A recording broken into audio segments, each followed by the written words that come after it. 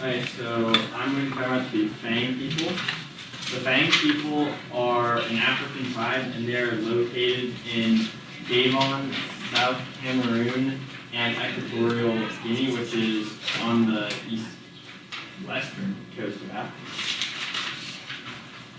So their history, they are of Bantu origin. They used to be in more northern Africa, but they kept getting invaded, so they migrated down to Cameroon where they are now.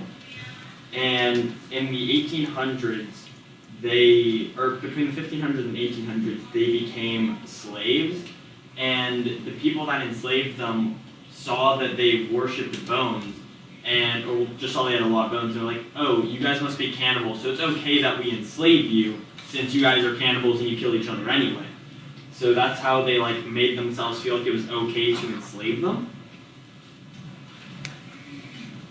And then their political system.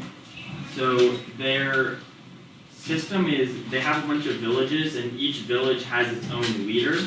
And the villages, they pick the leader based on who is closest to the family who made that village. So once the family that started the village died, whoever was closest to that person would become the next leader, and it would just keep going on and on. And the leader of the village wasn't only the political leader, but it was also their religious leader. So they basically, once they became the religious leader, they could talk to the ancestors and be like, oh, no, they're telling me that I am really close to them and that I was definitely the right leader to pick. So they had a lot of influence in that way.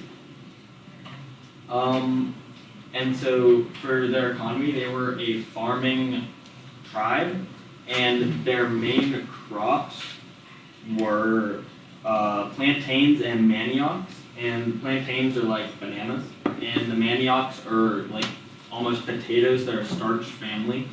So they lived in a very jungly area, so they had to clear out the jungles to make room for their plants. So they used large knives to cut down the trees, and they also used fire techniques to burn down some of the jungle. So their religious beliefs. Oh, no, that's not the right one. They believed in their deceased ancestors. They believed that in the afterlife, they still had power over their lives. So they had a very big impact on the bones. The bones of your ancestors were believed that they could impact your well-being and how your family was going to do based on how well you maintained them. So if something bad happened to your ancestors' bones, something bad was going to happen to your family while you were there. So you had to keep good care of them, which is where the reliquary figures come in, also known as the Bieries. So the Bieries are wooden or metal figures that are said to still shine to today, and that's because they did a purification ceremony on them.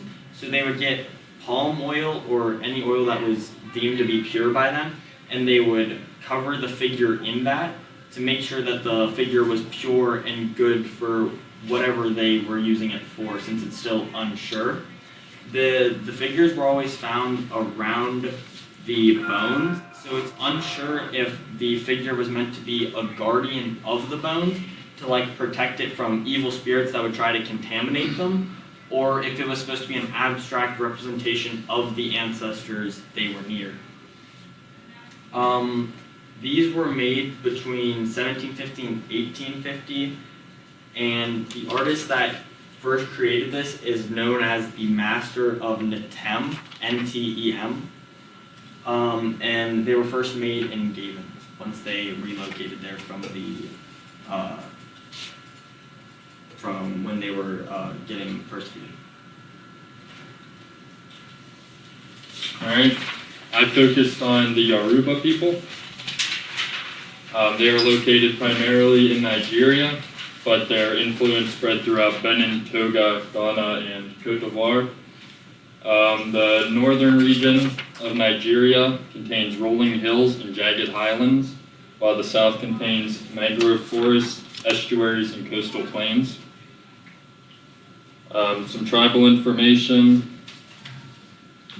The Yoruba are a dominant cultural force in southern Nigeria and have been since the 11th century. They contained well-structured, urban, powerful city-states centuries before the arrival of the British, which surprised the British when they arrived. Nigeria contains Lagos, which was formerly a Yoruba city and is the largest in Africa with 20 million people. And they speak the Yoruba language. The history of the Yoruba people, between 1100 and 1700, they experienced a golden age in which the kingdom of Ife had a renaissance of both art and ideology. Between 1700 and 1900, the Oyo Empire surpassed the kingdom of Ife in terms of military and cultural power. They had several civil wars, and during this time, millions of Yoruba people were sent to both the Americas and the Caribbean as slaves. Politics. The Yoruba have both monarchies and city-states. The monarchies could be held by any freeborn male citizen, except those in which a family member committed a crime, such as murder, stealing, rape. Kings married in order to gain political power and alliances with other tribes, just as Europeans would. The city-states, on the other hand, they elected Obas, but the real power was held by the Ogboni, which was a council of elders. The religion of the Yoruba. Itan is a complex of songs, histories, stories, and other cultural concepts. The Orisha is the belief in various manifestations of God, and some of the most important are Ogun, Shango, and Ushu. Ogun is the god of metal, war, and victory.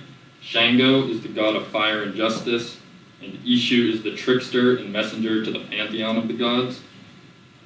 Today, however, the Yoruba, many of their followers believe in Christianity and Islam, and as a result, Nigeria is one of the most religiously diverse African nations. The veranda post was created by Olu, and it was created for the exterior courtyard of a Yoruba palace. It contains an equestrian warrior, which symbolizes the military might needed to form kingdoms, and he is grasping a spear and a revolver. There's also a kneeling woman, which symbolizes human life, spiritual, political, and economic power. It is larger because it is supporting the warrior. The king is the central figure, which shows the importance of him in their society.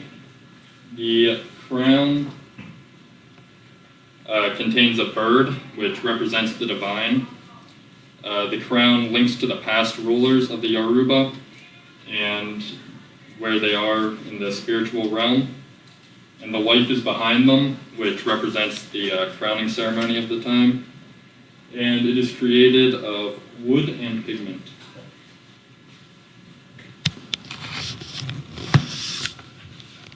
Anybody have any questions?